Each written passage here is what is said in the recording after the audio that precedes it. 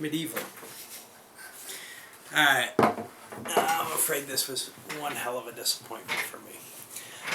This game is... Yeah. It's a stinker. That's what it is. Let's look at...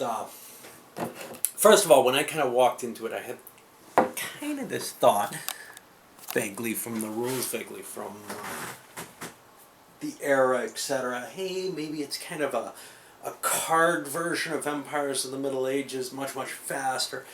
And no, it's not. It's nowhere near in that detail, but then sort of maybe it's a card version. It's combining something like Suzerain was my first kind of how I wanted to frame this all before I actually played it. But from the rules, and no, it's not. Suzerain's a game. This is that Tim Jim game. Suzerain is a game which requires a lot of thinking, a lot of kind of planning and maneuvering in terms of trying to get control of the things you need, and a lot of calculating. And I don't find it a good game. I was kind of happy when I started to say, no, it's not like Suzerain.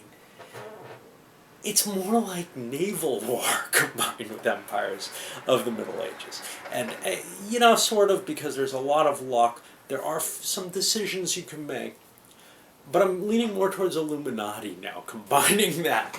Because, but a bad version of Illuminati. And the reason that it's like Illuminati is, you pick something to attack, but what's bad about it, why it's not as good as Illuminati, is really, it's these cards are handed randomly, kind of like a naval war type situation, except you generally get a whole new hand each time, or at least a good part of it.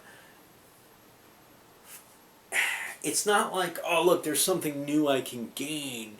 It's more, okay, what can I do to people? And it becomes a hoarding game, I think, when played well, where you try to pick off something that nobody can defend early on to expand yourself. Great, that's kind of Illuminati-ish. But there's just so much randomness in it, and whatever. Now, it could be fun. I could see a group playing this like Naval War, like something else, as kind of a, it's the end of the night, let's kick it. But here's where the real development issues that this game has, that right away you start to notice, those hit it hard and make it, it's not going to be an easy game to learn, because this rule book sucks for how little there is to the game. Let's take a look at who developed this thing. I know that it's Berg designing it. Uli Blenneman. It doesn't seem like it's been developed at all. And I don't know, maybe GMT rushed it out, maybe whatever. But this really could have been polished up a great deal more. Maybe what came about, although you got to question, why did it even get released in that case? Maybe what came about was kind of a, wow, this game just isn't any good. Let's stop development. Because I can't imagine, it's not a big set of rules. There's a few player aid type things that could have been done, a little bit of artwork on the counters in terms of giving maybe some little symbol to show what they say. A little bit more to this card that could have told you a few things. Or maybe a somewhat heavier card that folded out and gave you more information. Instead, you have something, that's difficult to approach, to learn, and even to play, because you don't have a simple reference to look to while you're playing it. This game could be so improved by, keep this, but add a couple of player aid cards, just little playing card size things that you could pack some information in the way a lot of Euros do. It still wouldn't be a good game though, and that's really kind of where the problem comes. There's some really clever ideas here, the building the map, the wiping the map back out, but it just ends up being a, who's got the more bucks to do something, unless some random card comes out. Now, you could make that same argument against Empires of the Middle Ages. But Empires of the Middle Ages tells a kind of nice story. This, because of the format, because of the cards, because this kind of, hey, it's going to be a quick play, you're not going to really be able to see things on the map. And, you know, these little cards for the map, the little counters with very little information on them, not those so much. Difficult to distinguish in any kind of bad light. I mean, I can see these in the bags, they look pretty distinguishable, but when they were on the map in my kind of crappy lighting, I couldn't tell, you know, some of the powers apart very well. And it's just, you know, this could not have been properly vetted by sort of play testers with a real copy of the game and a copy of the rules. And somebody said, okay, I'm looking at these results and let's go with this.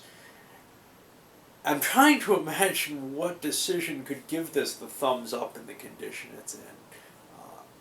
Honestly, I hope this developer never gets another job working on a game. I will keep an eye out for this name because this is just horrible. And in the end, what is produced here, part of that blame, a big part of that blame goes on there. On the other side, this is probably my second least favorite bird game. The other one being The Conqueror's Alexander, which is just, you know, it's not a mess in the rules or anything in the same way from what I remember, but it's a really kind of almost a solitaire game for two players.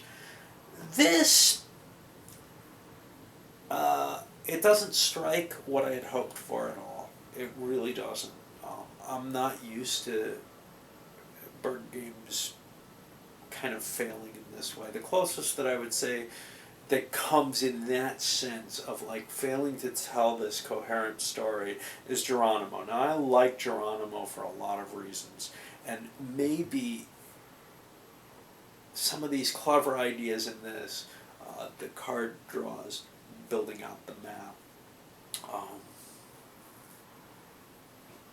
that's about the only one, really. The Mongols destroying the map is cool, too. The rest of the framework to this is just too light and too inconsequential. And maybe there's too many rules for something that really just ends up being a, hey, who's hoarding the money? Who's got the money? Can you manage, you know, to expand still while keeping enough cash to keep yourself from being able to be attacked easily? The guesswork game of the bidding for attacks, again, kind of a cute idea, but, you know, I would much rather have something where the bidding was straight up and open. And actually, I might try playing it that way solo sometime if I ever decide to face this again.